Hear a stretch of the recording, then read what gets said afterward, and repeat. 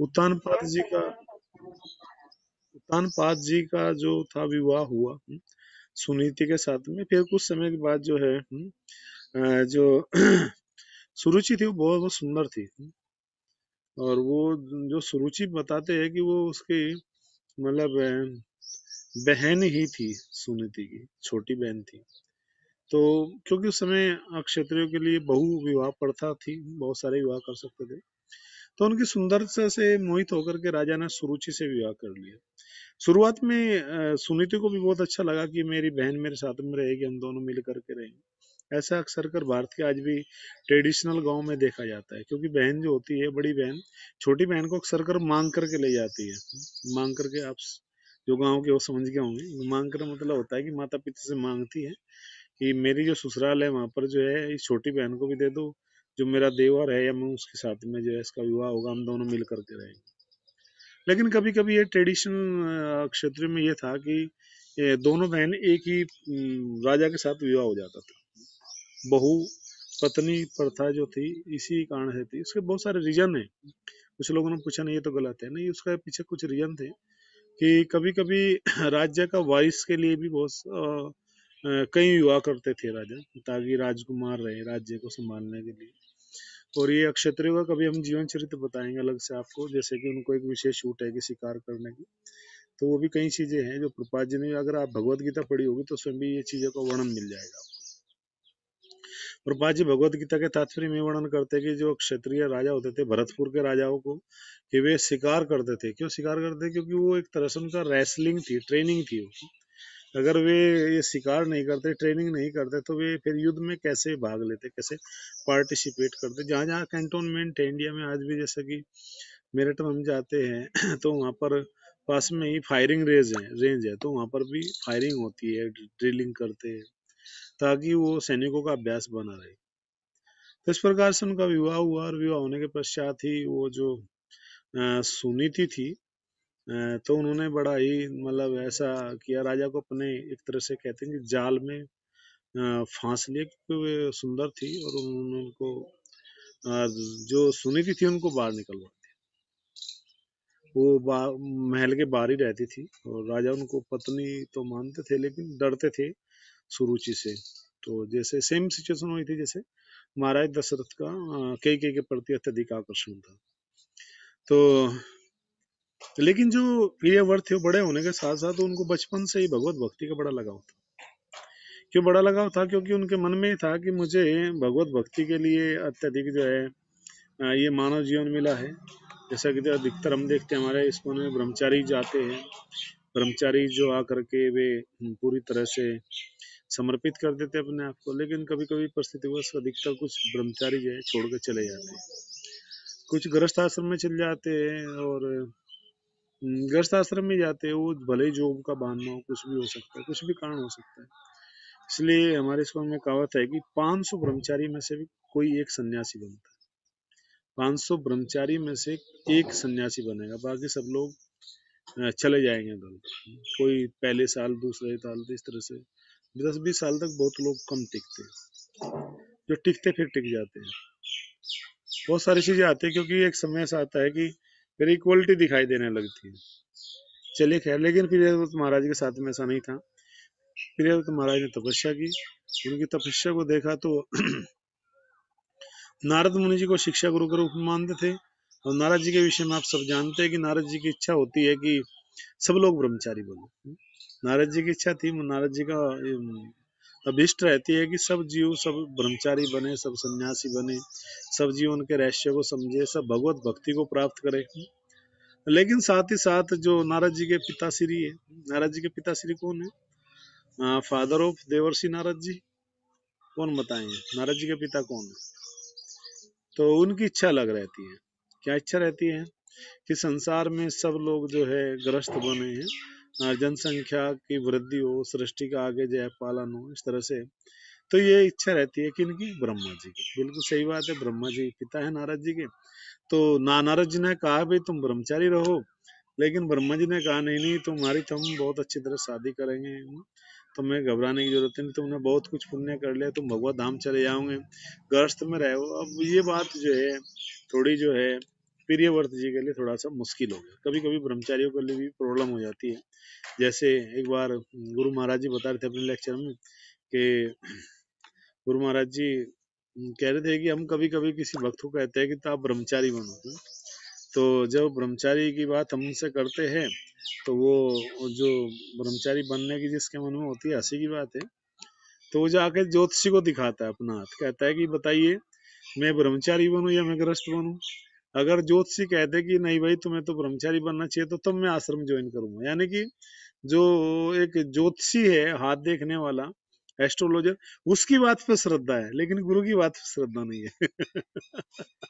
ये एक बड़ी विचित्र बात है, ये बड़ी हंसने वाली बात है। ये किसके लिए? हम सब के लिए, कि ऐसा कभी कभी होता है भक्तों के साथ, ब्रह्मचारियों के साथ में, जबकि ऐसा नहीं होना चाहिए।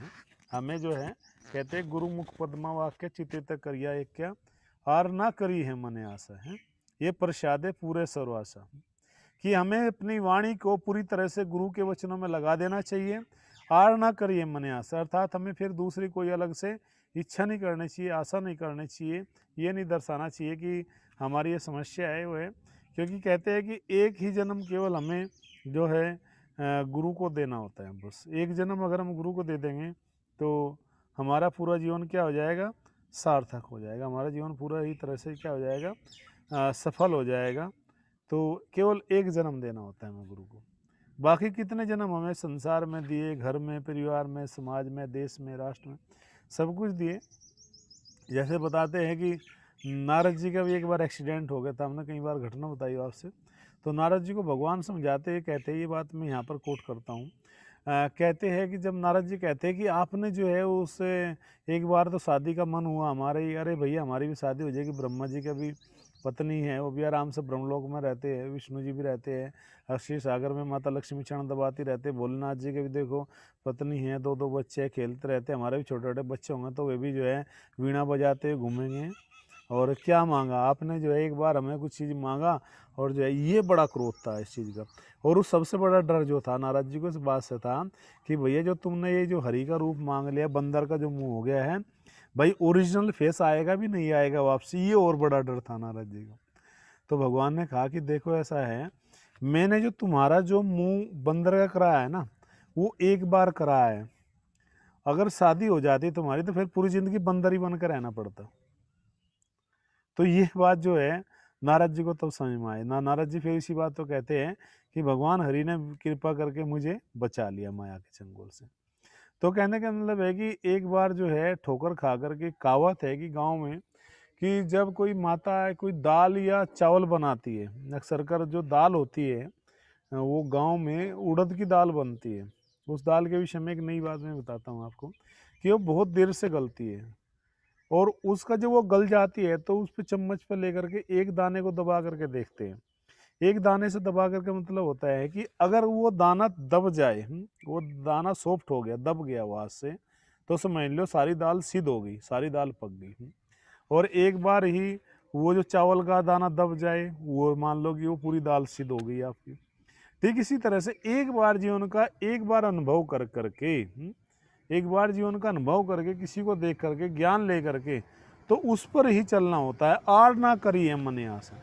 देख लिया है संसार बनाने वाले सुख नहीं डाला, तो भगवान ने मेरे लिए बहुत एक अच्छा अवसर दिया है, गुरु परंपरा में मुझे एक भक्ति का जीवन मिला है, वो ब्रह्मचारी का जीवन मिला है, तो उसको हमें गुरु की कृपा मानना चाहिए। ये नहीं मानना चाहिए कि गुरु ने मेरे ऊपर क्यों हाथ रख दिया, भैया मेरा क्या होगा, गड़बड़ होगा, ये होगा।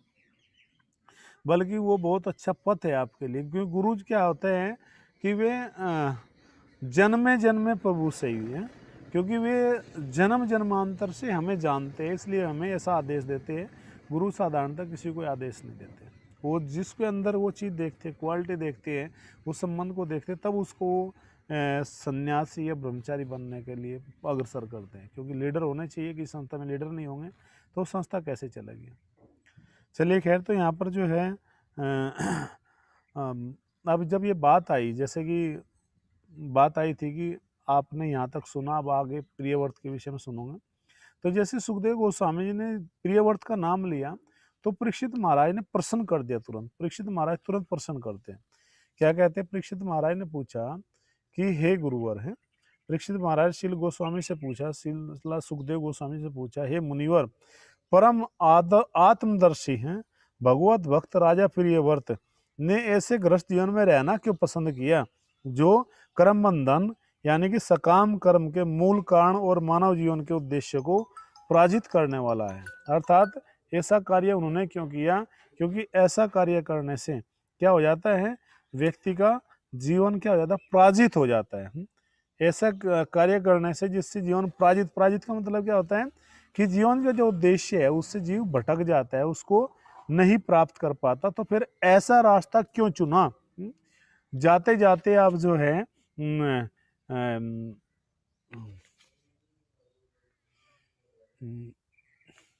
जाते जाते आप नूराबाद से छुराबाद कैसे पहुंच गए? आप पूछोगे नूराबाद छुराबाद क्या है? एक छोटी सी कहानी है। क्या कहानी है?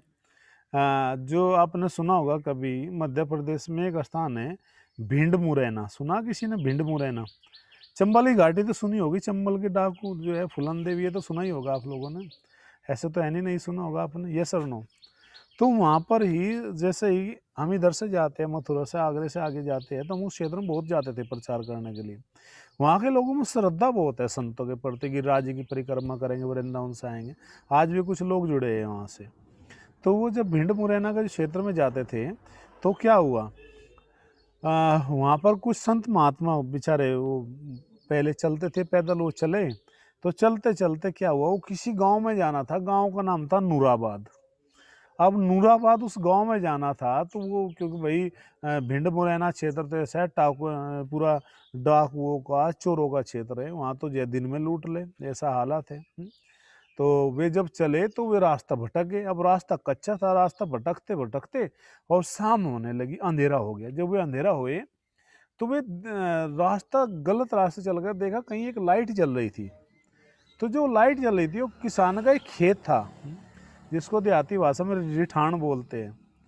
रिठान का मतलब होता है कि एक ठहरने का स्थान। किसान अपने सब काम करके जो है वहाँ पर अपना सब वे जो खेती का सामान होता है, दरांती वगैरह सब रखते हैं, ट्यूबवेल वगैरह होती है, कमरा भी होता है उसमें।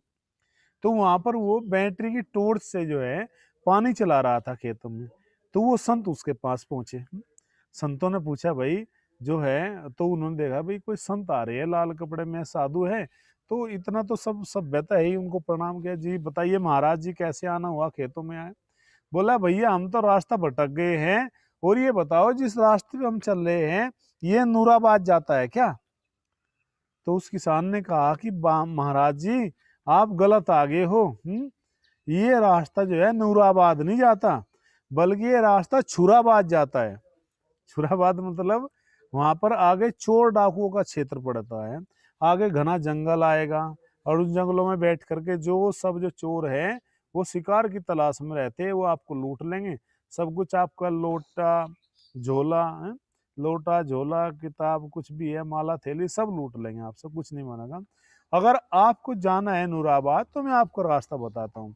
फिर वो किसान चल के आया, किसान ने थोड़ा आगे चल करके फिर जहाँ से वो रास्ता सही रास्ता ज्यादा था वहां से फिर बता खड़े होकर के कि ये रास्ता जो यहाँ से फट करके चल रहा है इसमें सीधे चलते जाइए, और जब तक चलते जाइए जब तक वहां पर आपको नूर ना आबाद होता दिखे।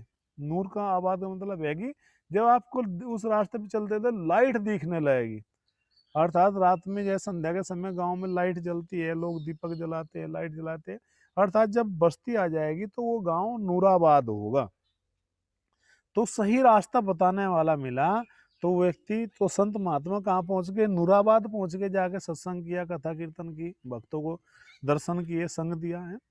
और वे ही संत महात्मा जब वे बिना किसी गाइडेंस के जा रहे थे गलत रास्ते से छुराबाद अर्थात डाकुओं के क्षेत्र में चले जाते, डाकू उनको लूट लेते। तो यहाँ पर यही बात कही गई है, जब इतना अच्छा रास्ता था किसके लिए, प्रियव्रत के लिए है, कि जो उनको ब्रह्मचारी का जीवन मिला, फिर वे ऐसे क्रम से बंधन से भरे हुए रास्ता क्यों चुना उन्होंने? ऐसा क्या हुआ है? क्योंकि जो है चौथे स्कंद में इस चीज को बता दिया गया है कि व्यक्ति जो है जन्म मृत्यु के चक्कर में आहार निंद्रा मैथुन में फंस करके व्यक्ति अपने जीवन के उद्देश्य को भूल जाता है। और इसी बात को जो है सुखदेव गोस्वामी जी आगे कहते हैं, फिर इस बात को कहते हैं कि भक्तजन निश्चय ही मुक्त पुरुष होते हैं। क्या कहते हैं कि जो भक्त जन है संसार में मुक्त होते हुए संसार से परे होते रहते संसार में है, लेकिन संसार में उनका ना कोई आसक्ति होती। उनका जो आसक्ति है सैव मना कृष्णा पाद्रविंद, भगवान श्री हरि के चरणों में उनका, उनके चरण कमलों में पाद्रविंद में उनका जो है ध्यान होता है, उनका मन होता है। वे भगवान श्री हरि को पाना चाहते, वो उनके जीवन का लक्ष्य होता है। तो अब ये बात जैसे सुनी कि भाई मुक्त पुरुष होते हैं, तो कहते हैं सुखदेव गोस्वामी से राजा परीक्षित, हे विप्र वर हैं, विप्र का मतलब है ब्राह्मण को विप्र कहा गया है। हे विप्र संभवतः गृहस्थ जो कार्य है ग्रह कार्यों में निमग्न नहीं रह सकते, यानी कि वे जो संत लोग होते हैं उनको एक ऐसा हायर टेस्ट मिल जाता है कि वे गृहस्थ कार्यों में फिर उनका मन नहीं लगता। वे रहेंगे घर में फिर, लेकिन एक कहावत है ना, कहते हैं कि जो गृहस्थ टाइप के लोग होते हैं उनकी पहचान क्या होती है, वे धन संग्रह करेंगे बहुत सारे, आश्रमों में भी रहेंगे तो आश्रम में भी अलमारी में इकट्ठा करते रहेंगे, कोई भी आएगा वो भी सामान ले लिया, और का भी ले लिया, दूसरे के हिस्से का प्रसाद रखा था वो भी उठा लिया। तो उससे पता लगता है कि भैया ये आदमी संग्रह करने वाला है, तो ये गृहस्थ है। अर्थात गृहस्थ व्यक्ति संग्रह करता है।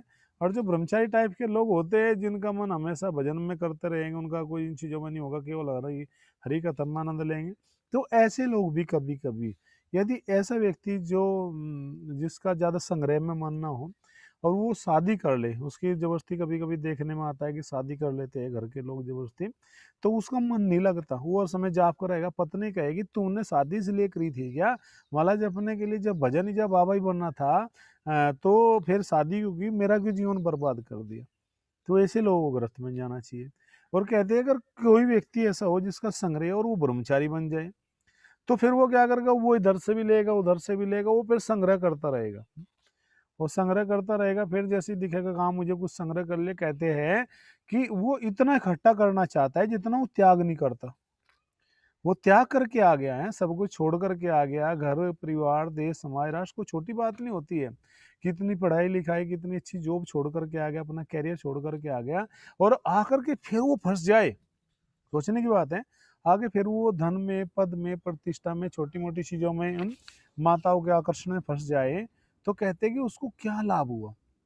तो उसको बोलते हैं कि ऐसा त्याग का जीवन जी करके भी 10-15 साल सबको करके, और ऐसा व्यक्ति यदि इन चीजों को अपनाता है तो उसको अंतसी कहा गया है। या कोई व्यक्ति देखने में आता है कि सन्यास भी ले लेते हैं, फिर सन्यास के बाद में भी यदि व्यक्ति गिर जाता है, वो शादी कर लेता है, हालांकि सन्यास के बाद में ब्रह्मचारी के लिए 1% चांस है, क्योंकि ब्रह्मचारी के बाद में गृहस्थ आश्रम आता है, तो ब्रह्मचारी जा सकता है, ग्रस्त बन सकता है। ऐसे बहुत सारे 95% लोग जो आज देखते हैं हम इस्कॉन में, वो जो ग्रस्त है वो पहले ब्रह्मचारी थे, कोई बात नहीं। लेकिन एक सन्यासी के लिए नहीं, सन्यासी के लिए कोई रास्ता नहीं है। सन्यासी के लिए तो भैया फिर उस शरीर को छोड़ना ही पड़ेगा आपको। इसलिए बताया गया है कि जो तीनों आश्रम है, ब्रह्मचारी वानप्रस्थ और संन्यास, उनमें स्त्री संघ को पूर्णतः वर्जित किया गया। उसमें 0.000 पॉइंट -% भी संभावना नहीं कि वो स्त्री सुख के विषय में सोचे। लेकिन हाँ, गृहस्थ आश्रम में सीमित छूट दी गई, लिमिटेड छूट दी गई है। केवल वेदों के अनुसार बताया गया कि गृहस्थ को संतान उत्पन्न करने के लिए गृहस्थ आश्रम में प्रवेश करना चाहिए। और जैसी संतान भी कौन सी, भगवत भक्त संतान, जैसे संतान की उत्पत्ति हो जाए, संतान की प्राप्ति हो जाए, फिर उस व्यक्ति को भी गृहस्थ ब्रह्मचारी बनना चाहिए। ब्रह्मचारी का हमेशा पालन करना चाहिए। गृहस्थों के लिए भी ब्रह्मचर्य का बताया गया है, उनके लिए नहीं कि वे कुछ भी करे फिर। तो यहाँ पर कहा गया है कि इस बात को सुनकर के परीक्षित महाराज का थोड़ा दिमाग घूम रहा है कि ऐसा क्यों हुआ। क्यों कभी कभी क्या होता है कि गुरु जो है, आज आपसे बहुत एक विशेष बात बताते हैं, याद आई मेरे। तो वो जो है, हमें किसी भक्त ने 15-20 साल पहले शुरुआत में बताई थी, हम इस्कॉन में नए नए आते थे, उन्होंने बताया था, एक कहानी बताई थी बहुत अच्छी। उन्होंने, हमारे जो शिक्षा गुरु थे, उन्होंने बताया था। क्या बताया कि एक बार बता रहे थे ब्रह्मचारी के विषय में, कहा कि एक ब्रह्मचारी था, वो मंदिर में रहता था, और जब उसका पूरा मन था, उनके जो गुरु जिनको मानता था उन्होंने कहा कि नहीं तुम ब्रह्मचारी रहो और प्रचार करो। लेकिन माता पिता का इतना प्रेशर आया, इतना प्रेशर आया कि उसने हार करके गृहस्थ आश्रम में चला गया, प्रवेश कर गया। और जो पत्नी आई वो इतनी बदतमीज से, मतलब उनको रिएक्ट करती थी, मैं तो कहूँगा नहीं बदतमीज, मतलब उनसे इतना वो कर दुर्व्यवहार इस तरह से करती थी कि वो बिल्कुल भी भजन नहीं कर पाया, क्योंकि उसने कुछ समय आश्रम में रह करके ब्रह्मचारी जीवन का टेस्ट ले लिया था। टेस्ट का मतलब जो रुचि होती है, जो आनंद होता है, जो सुख होता है ब्रह्मचारी जीवन में, एक अलग होता है, अलग टेस्ट होता है, वो कल्पना से परे है। उसको तो जब व्यक्ति खुद रहेगा तो उसको आनंद आएगा, उसे जो पता लगेगा। भक्तों के बीच में रहना, कीर्तन करना, आनंद कथा कीर्तन सुनना, तो अब वो इस बात के लिए हमेशा पछताता रहता था, हमेशा रोता रहता था कि मैंने जीवन में क्या किया, इतना सुंदर था। धीरे धीरे धीरे वो कमजोर होता चला गया, मानसिक रूप से भी शारीरिक रूप से भी पूरा कमजोर हो गया। तो बताते थे प्रभु जी कि लास्ट जब वो उसकी बहुत हालत खराब हो गई, उसको हॉस्पिटल में एडमिट कर दिया गया। जब एडमिट किया गया हॉस्पिटल में, तब भी वो रो रहा था। और फिर उसने कुछ समय के पश्चात जो है, जो पत्नी थी उसकी आंखों में जरा सा भी आंसू नहीं थे। उसको ऐसा लग रहा था कि जैसे कि ये कोई बोझ हो हमारे ऊपर। और माता पिता भी इस परी भावना नहीं समझ पा रहे थे अपने बेटे की। तो कभी कभी किसी भक्त के साथ में ऐसा होता है तो गलत होता है। तो कि जो इसकी प्रवृत्ति भजन में हो, उसको भजन में ही लगे रहना चाहिए। तो उस भक्त ने फिर कुछ समय बाद जो है शरीर छोड़ दिया। वो जो है, उन्होंने अपना शरीर छोड़ दिया, क्योंकि वो बिल्कुल निराश हो चुके थे, कि ऐसा लगा कि मैं बहुत गलत जगह आ गया। तो बिल्कुल भी ऐसे डिसीजन बहुत सोच समझ कर लेना चाहिए। कभी कभी भक्त लोग भी भावुक होकर के डिसीजन ले लेते, बाद में फिर पछताते रहते हैं। तो ऐसा नहीं होना चाहिए। जिसकी प्रवृत्ति हो संग्रह की गृहस्थ आश्रम में, तो उसको ही गृहस्थ आश्रम प्रवेश करना चाहिए। जिसकी प्रवृत्ति हो ब्रह्मचारी आश्रम में, उसको ब्रह्मचारी आश्रम में होना चाहिए। ऐसा नहीं हो जाए कि हमारे पड़ोसी ने कर ले। जैसे कि एक बार बता रहे हैं कि भक्ति धीर दामेश्वर स्वामी महाराज जी एक बार मुझे वृंदावन बता रहे थे, हम लोग परिक्रमा कर रहे थे गिरिराज जी की महाराज जी के साथ। महाराज जी का बड़ा फ्रेंडली वे हमारे साथ में, नाइजीरिया से है महाराज जी। तो एक बार बता रहे थे कि जो है कि जो मन है वो बार बार हमें चीट करता है, लेकिन उस मन को हमें ये डिसाइड करना चाहिए मन के द्वारा कि हमारे लिए क्या सुटेबल है, हमें देख करके नहीं करना चाहिए। और महाराज जी ने खुद अपने जीवन में ये अपना पर्सनल बात बताई, ऐसी बातें कभी सन्यासी बताते नहीं। उन्होंने एक बहुत अच्छी बात बताई, महाराज जी ने कहा कि सन्यासी के लिए भी इतना ही ये जो जिम्मेदारी है कि सन्यासी को भी ये कभी ये नहीं सोचना चाहिए कि अरे अगर मैं ग्रस्त होता तो देखो जो ये लोग मेरे से आगे प्रणाम करे, कथा सुन रहे हैं, तो मेरे ही बच्चे आज इतने ही बड़े होते। वो सन्यासी के लिए भी जहर है। तो यानी कि जिसके लिए जो गुण धर्म के अनुसार जो स्वभाव मिला है, उस स्वभाव के अनुसार उसको भक्ति करनी चाहिए। और अपने गुरु आचार्यों को, अपने जो सीनियर भक्त है, जो शिक्षा गुरु है, उनसे बिल्कुल डिस्कस करना चाहिए, विचार विमर्श करना चाहिए। ठीक है ना। नहीं तो क्या होता है कि डिस्टरबेंस पैदा हो जाता है, फिर लोगों की जो श्रद्धा है वो भक्ति में नहीं रहती। फिर उनको ये तो ऐसा लगता है कि मंदिर वालों ने हमें गलत किया, हमें इस तरह से इस लाइफ में हम लोग आगे, या फिर सोचेंगे हमारे परिवार वालों ने कितना गलत किया हमारे लिए। तो बिल्कुल डिसीजन आपका है, बहुत सोच समझ कर डिसीजन लेना चाहिए, क्योंकि एक बार किया गया निर्णय जो है वो आगे बढ़ना है। जब हमारा दीक्षा हुई, गुरु महाराज ने कहा कि आप लोग प्रचार करना है, तो उस समय हमारे साथ में एक भक्त आए थे मुजफ्फरनगर से। उन्होंने बहुत अच्छी बात बताई थी कि प्रभु जी डिसीजन आज ले लो सोच समझ करके, लेकिन लाइफ में बैक गियर नहीं होना चाहिए। तो बात याद आती है कि बैक गियर नहीं होना चाहिए लाइफ में। एक बार डिसीजन ले लिया तो ले लिया बस। और गुरु कृष्ण से हमेशा प्रार्थना करनी चाहिए, क्योंकि मुश्किल होता है, और तो वे हमारी हेल्प करते हैं। तो यही बात जो है यहाँ पर कौन कह रहे हैं, परीक्षित महाराज जी कह रहे हैं। कहते हैं कि जिन उन्नत महात्माओं ने पूर्ण पुरुषोत्तम भगवान श्री कृष्ण के चरण कमलों की शरण ली है, यहाँ पर ये सबसे बड़ी बात है। प्रभुपाद जी भी लिखते हैं कि जिन लोगों ने श्री कृष्ण के चरण कमल कस के पकड़ लिए, टाइटली पकड़ लिए, उन भक्तों का कभी पतन नहीं हो सकता। वे उन चरण कमलों की छाया से पूर्णतः तृप्त हो जाते हैं, रहते हैं। उनकी चेतना कभी भी कुटुंबी जनों में आसक्त नहीं होती। ऐसे लोग अपने परिवार, कुटुंब जन, परिवार के लोगों में कभी भी आसक्त नहीं होते हैं, क्योंकि पूर्ण रूप से भगवान के चरण कमलों में क्या है, हमेशा आसक्त रहते हैं। आसक्ति संसार से हटा करके भगवान में लगानी, बस केवल ये आश्रम है। शॉर्ट में बताऊं आपसे, अगर संसार से हटा कर मन कृष्ण में लगा दे तो आप ब्रह्मचारी सन्यासी सब कुछ बन जाएंगे। आसक्ति नहीं लगा पाई है। एक जो है पंजाब में एक बहुत प्रसिद्ध संत हुए हैं, आप पूछोगे भागवतम में नाम नहीं है उनका, पंजाब के संत हुए, लोक संत हुए। तो उन्होंने एक बात बहुत अच्छी कही है। कहते हैं कि फकीरा उनका नाम था। कहते हैं कि किसी ने पूछा कि फकीरा रब को कैसे पाया जाए, भगवान को कैसे पाएंगे। तो वे जो है धान लगा रहे थे अपने हाथ से, जो धान होता है ना अपने हाथ से रोपते हैं, जिस तरह देखते हो धान लगाते हैं, टीवी में देखते होंगे आप। तो वो धान लगा रहे थे, उनके हाथ में जुट्टी थी, यानी कि बहुत सारे पौधे थे धान के। तो उन्हें पूछा कि रब को कैसे पाया जाए संत जी, फकीरा जी। तो उन्होंने बहुत सुंदर उत्तर दिया है, सब शास्त्रों का सार है। क्या कहते हैं कि ओए रब का की पाना, इत्थे ठाके उत्थे लाना। बस कहते हैं कि रब का की पाना, भगवान को पाना कोई ज्यादा मुश्किल नहीं है। बस इस मन को संसार से हटा करके पौधे से बताया प्रैक्टिकल करके कि देखो ये पौधा मेरे हाथ में है, इसको इत्था ठाके यहाँ से उठा करके और इत्थे लाना, बस भगवान के चरण कमल में लगा देना है। जैसे अमरीश महाराज जी कहते हैं, सय मन कृष्ण पाद रविंद है, मेरे मन तुम भगवान श्री हरि का चिंतन करो, भजन करो। बस ये सूत्र है। अगर हम ये नहीं कर पाए, कहते हैं कि आगे अपने संदेह बता रहे कि हे विप्रगण, मुझे ये संदेह है कि फिर ये वह जैसे एक महान राजा जो अपनी पत्नी संतान घर के प्रति इतने जो है आसक्त थे, कृष्ण भक्ति में सर्वोच्च सिद्धि प्राप्त करना कैसे संभव हो सका। कहते हैं कि इस तरह से ये क्या हुआ, क्यों हुआ, ये सब प्रश्न क्या होंगे, तो कल जो है सुखदेव गोस्वामी जी कल उत्तर देंगे। आज तो केवल हमने इंट्रोडक्शन बताया आपको। हरे कृष्ण। अब